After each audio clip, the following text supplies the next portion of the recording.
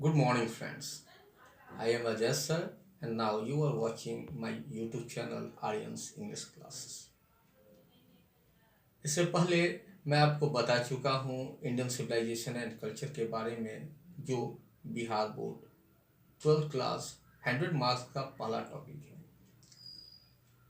यह उस टॉपिक का समरी है। इसमें कुछ वैसे चीज़ें भी बताई जाएंगी जो उस टॉपिक के अंदर नहीं बताया गया है।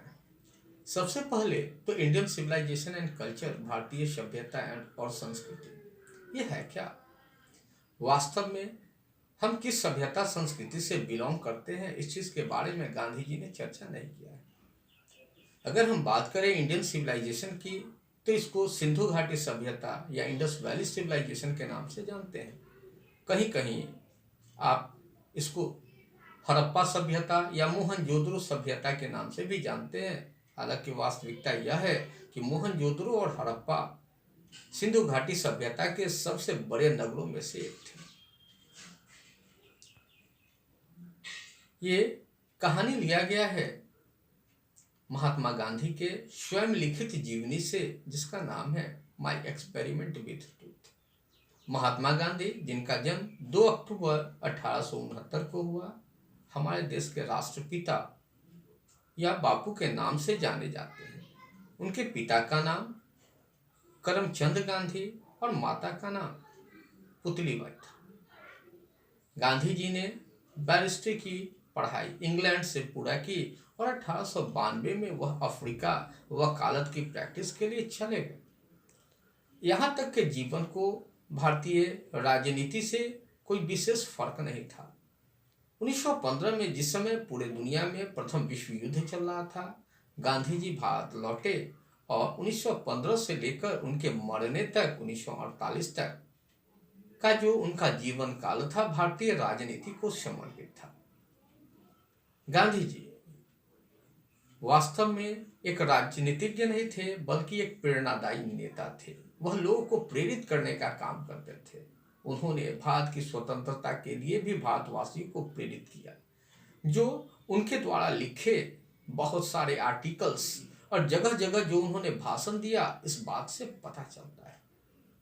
इस टॉपिक के अंदर गांधी जी ने बात की है खासकर Indian civilisation and western civilisation, और दोनों के बीच अपने हिसाब से तुलनात्मक अध्ययन प्रस्तुत किया है। गांधी जी बताते हैं कि भारतीय सभ्यता जिस दुनिया की एकमात्र ऐसी सभ्यता है जिसने पूरे दुनिया के महान सभ्यताओं का पतन होते हुए देखा। साथ ही यह भी कहते हैं कि जैसी सभ्यता भारत ने विकसित की, वैसी सभ्यता दुनिया के किसी अन्य हिस्से में नहीं मिल सकती। गांधी जी दोनों ही सभ्यताओं का तुलना उसके गुण और अवगुण के आधार पर करते हैं, जो वास्तव में सही नहीं है। हो सकता है कि जो सभ्यता पश्चिमी लोगों ने विकसित की उनके लिए सही हो, और जो सभ्यता हमने विकसित की हो वो हमारे लिए सही हो। दोनों ही अपने अपने जगह पर सही हो। गांधी जी जिस सिविलाइजेशन के बारे में बात करते हैं, कहते हैं कि सभ्यता का वास्तविक अर्थ होता है वह कर्तव्य पथ जिस पर चलकर मनुष्य अपने कर्तव्य को पूरा करता है। साथ ही यह भी बताते हैं कि गुजराती में सभ्यता का मीन्स अच्छा व्यवहार होता है। जैसा कि बार बार हमारी सभ्यता के ऊपर यह आरोप लगते रहे हैं कि भारत के लोग अशिष्ट, असभ्य और जिद्दी स्वभाव के हैं।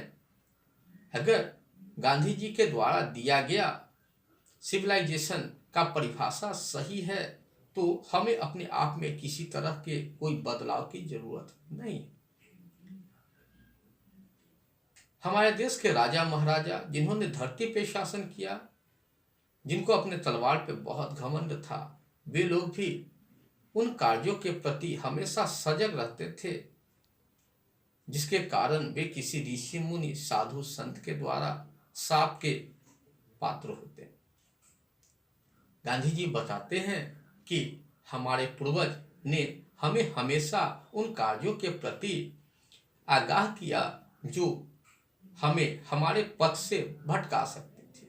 साथ ही यह भी कहते हैं कि ऐसा नहीं कि हमारे देश के लोग मशीनों का आविष्कार करना नहीं जानते थे। वे जानते थे मशीन कैसे बनाए जा सकते हैं, लेकिन उन्होंने अपना दिमाग जो है उस तरफ नहीं लगाया, क्योंकि हमारे पूर्वजों का ये मानना था कि अगर हम अपना ध्यान मशीनों के आविष्कार के प्रति लगाएं तो हमारे नैतिक गुणों का पतन हो जाएगा। गांधी जी बताते हैं कि हमारी इच्छाएं किसी पक्षी की तरह है, वैसी पक्षी जिसको आराम की जरूरत नहीं होती, वह पक्षी जो लगातार उड़ान भरता है। यानी जितनी ज़्यादा हम अपनी इच्छा को पूरा करते हैं उतनी ही ज़्यादा यह अनियंत्रित हो जाती है, और इतनी ज़्यादा अनियंत्रित हो जाती है कि जिस समय हमारे जीवन काल का समाप्ति होता है उस समय जो है यह पूर्णतः असंतुष्ट रह जाती है। जिसके कारण हमारे पूर्वजों ने हमें यह बताया कि अगर हम अपनी इच्छाओं पर काबू कर ले तो यह हमें मानवीय जीवन या सामाजिक सेवा करने का अवसर प्रदान करता है। साथ ही गांधी जी यह भी बताते हैं कि भारतीय लोग या हम लोग इस बात से बहुत ज़्यादा आनंदित होते हैं कि पश्चिमी सभ्यता के लोगों ने नए नए आविष्कार किए हैं, लेकिन वह यह भूल जाते हैं कि भारतीय सभ्यता के लोगों ने भी बहुत सारे आविष्कार किए हैं, लेकिन यह आविष्कार जो है धार्मिक क्षेत्र में। हमारी सभ्यता हमें यह बताती है कि हम अपनी इच्छाओं को कैसे नियंत्रित रखें, जबकि पाश्चात्य सभ्यता अपनी इच्छाओं को लगातार बढ़ाती रहती है।